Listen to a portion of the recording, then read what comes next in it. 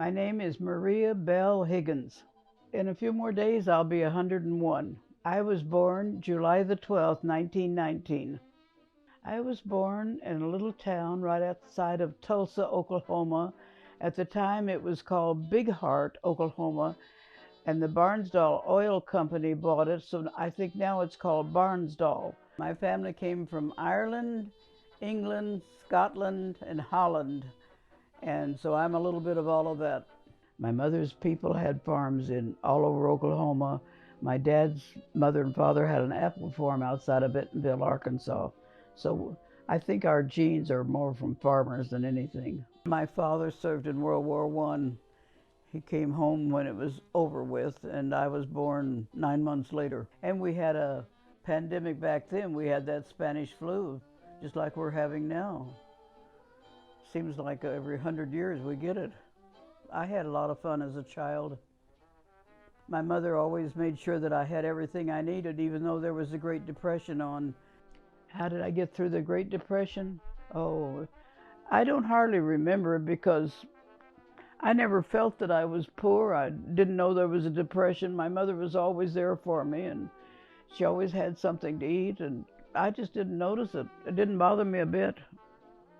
The main thing in my life was being with my mother. I remember she took me places. She took me to the amusement parks and things like that, but I didn't care for any of it. I just wanted to be with my mother. My mother had to work all the time because she separated from my father when I was 2. I was her only child. I'm telling you, my mother worked all her life. The first job I remember her having, she was the cook for Dr. Bain in Bentonville, Arkansas, and we had our own little cottage beside his house. She was a dietitian in the Children's Hospital in Oklahoma City. She was a matron in a children's home in Bethany, Oklahoma, which is the Bible Belt. And that's where she left me for a while. When the town blew away, Mother thought she'd lost me. But we made it through. My best memory is traveling and her singing songs to me, Christian songs. She was a good Christian woman. I came to San Diego when I was 10 years old in 1930. My mother had a friend here whose brother was in the Navy, and my mother was taking care of her mother and her children and myself, and so we all came together in 2 cars. I swear, on the way out here from Oklahoma, between the 2 cars, we had a flat tire every 5 minutes, and my mother would get up and pull that tire off and fix it and put it back on, and we'd go on our way. And she lived by the golden rule: you treat people like you like to be treated. Never say anything bad about somebody. If you can't say something good, don't say anything. Mother had a lot of little rules. There's a place for everything, and everything should be in its place. Never put off until tomorrow what you can do today. Never start a job unless you finish it. All these things my mother taught me just rings over and over in my head. And I think my children have got them too, and my grandchildren. I had my first baby when I was 14.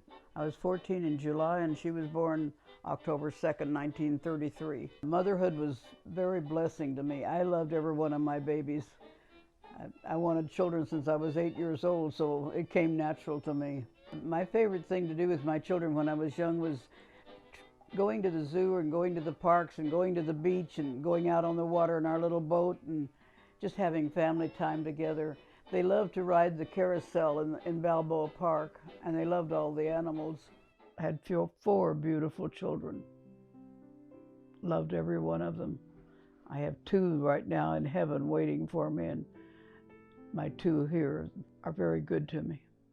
By the age of 22, I had all 4 of my children, and I was in Pearl Harbor when they bombed it. We lived right outside of Pearl Harbor Gate. We girls were all out in the backyard looking at the planes. We thought they were ours. We didn't know that they were Japanese planes. I was bathing the baby when the planes came over. She was 3 months old, so that was rather traumatic. We lived in the Navy housing. We had to move everything downstairs, and I had to cook everything because they were turning off the gas and the electricity and all. So I mainly just took care of my children. And then I volunteered to help with the injured people. They asked me if I had children. I said yes, 4, and they told me to go home and take care of them. So I didn't get to do much for the Navy men. It was very, very stressful for me because of my baby being so young and myself being so young and being away from my mother for the first time. But I got on the first ship that I could coming back. I left the day after Christmas, and I reached San Francisco New Year's Eve. And of course, there were no cabs to take me to the train station or wherever I was going to get back to San Diego to my mother. I had to call the head of the cab company to get a cab to get me to this. I think it was a train. I had to take a train and a bus, 4 different changes getting back to San Diego. When I got to San Diego and put my baby in my mother's arms, then I was in shock for a whole weekend. Mother said people came in and talked to me, but I don't remember any of it. But I couldn't relax until my babies were always all safe with my mother. It was not too good.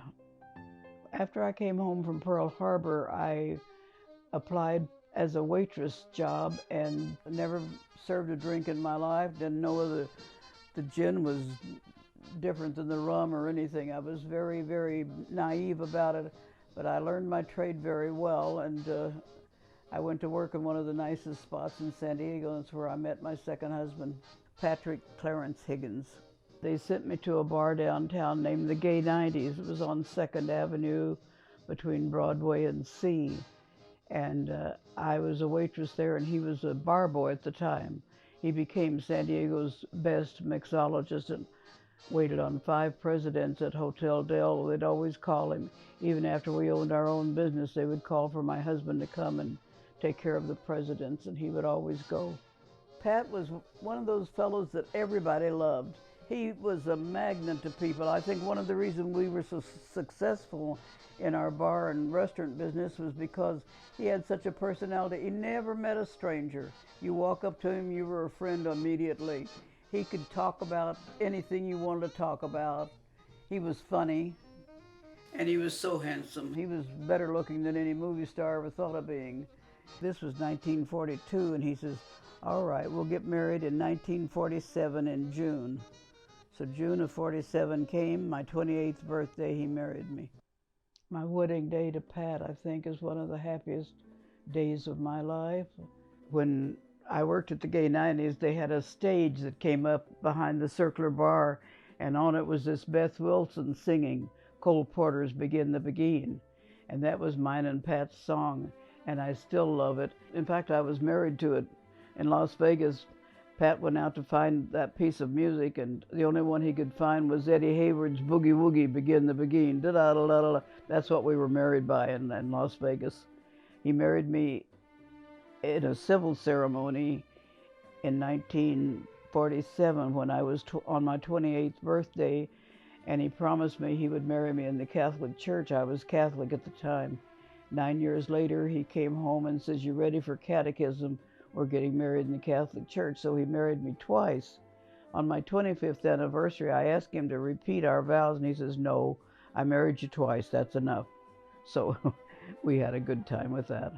My Pat was the top bartender in the Turf Club at the racetrack, and Mr. Ray McCullough saw him and his partner Eddie, and he wanted us to take over a bar in National City. We had never done it before. We were only 30 years old. He put us in the Brown Bear. We had Chinese food. We had go-go girls, strippers, before there were go-go girls. We had a live band and dancing. And so Pat and Eddie and Eddie's wife Margie and I, we all 4 went into business together in the Brown Bear in National City.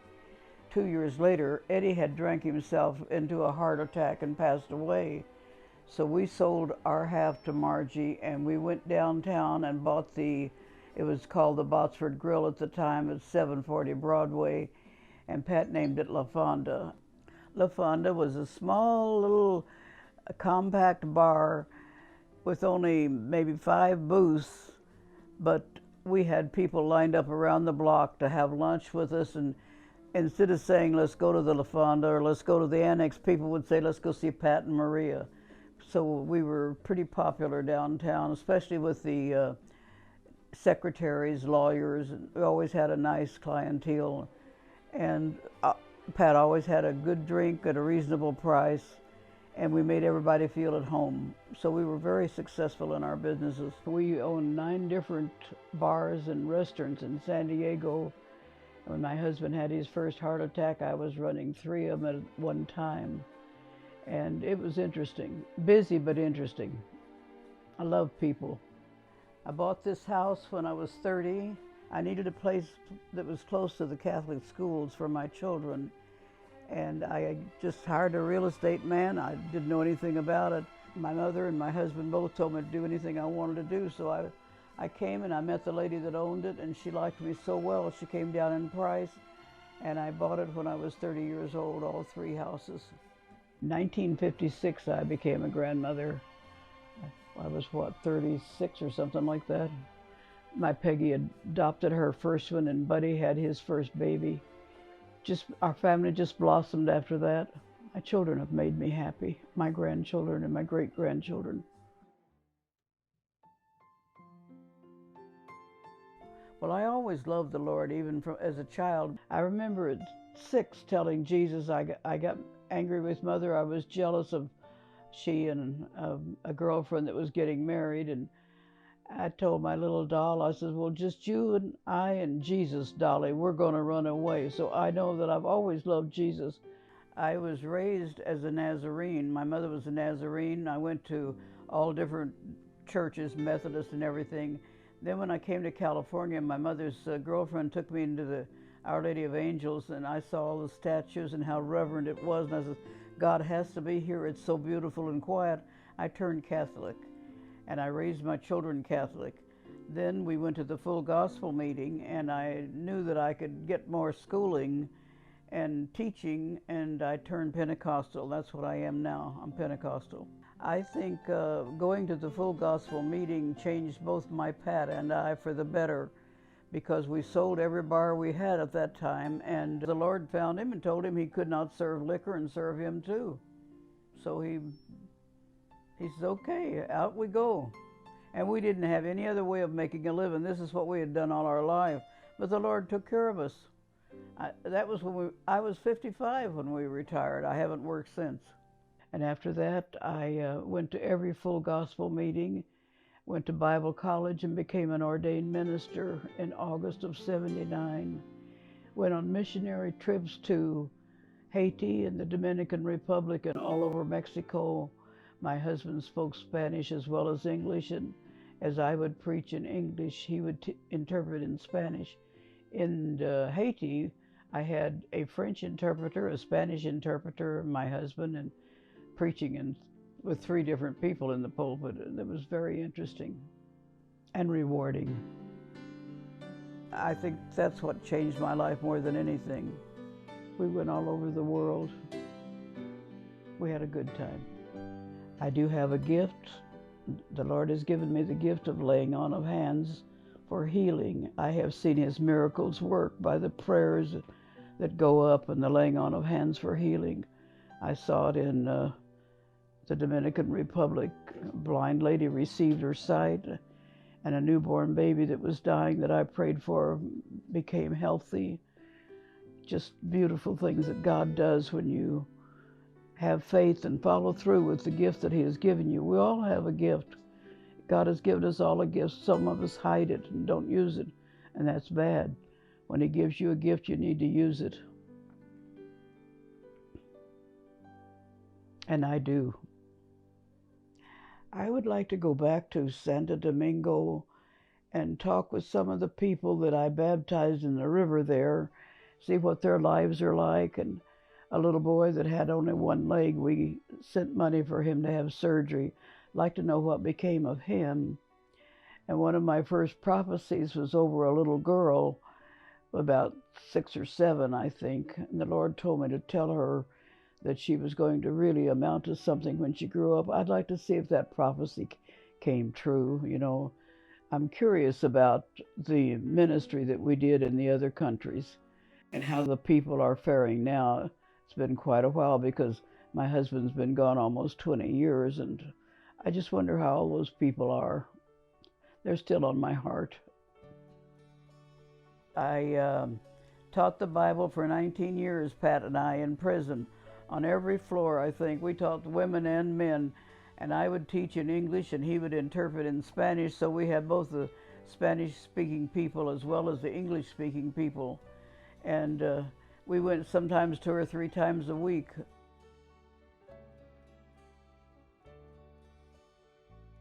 The year 2000 was scary for me because my Pat wasn't well. I lost him in 2001. But it was strange getting out of the 1900s. When you're born in the 1900s, you keep wanting to put down 19 so-and-so on the paper. But life goes on and time goes on and you change, and now it's 2020 and I can't believe it. My mother lived in those days when she had to ride a horse to school. Nowadays, everybody has an automobile. They predicted that. They predicted the submarines. There would be ships going under the water. They predicted the planes that are flying. All of that is amazing, but we haven't seen anything yet. God has greater plans in store for the future generations. Just wait and see. I just hope that you're around to see some of the technology that God is going to let loose on this earth. I know that it's going to be amazing. We think things are amazing now, but wait and see what God has in store. There are wonders that we haven't even thought of.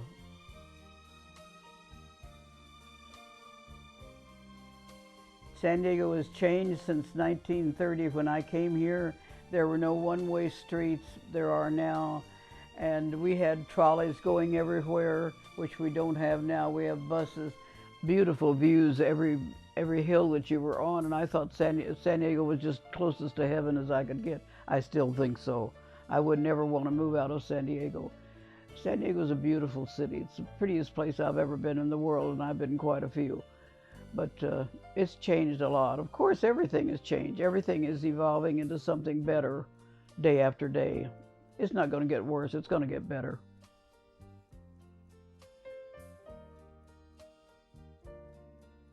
If I had a day to choose to go back to, I'd go back to our trip to Greece. We were sitting out under the stars at the Parthenon, and my husband always said, I'm not one of those people that tells you I love you all the time. He said, I don't intend to, but when I say it, I mean it. He didn't say it very often. But we're sitting out under the stars at the Parthenon, and he fell asleep in his chair, and he woke up and he leaned over and he says, I love you. And I remember that. When I get sad and blue and want him back again, I just remember that he really loved me. I miss him very, very much. But God lets me dream about him every week. I wake up sometimes reaching for him, thinking he's still in bed with me. It's amazing how I can dream about him. I have, I think it's 18 grandchildren, 22 great and 24 great-great. All of my grandchildren call me Nana Maria. And it's a beautiful name to have, and it's a wonderful honor to be a grandmother to all these beautiful children. They all love me. I love them too. Never did I think I'd live to be 100. I didn't think I'd live to be 80.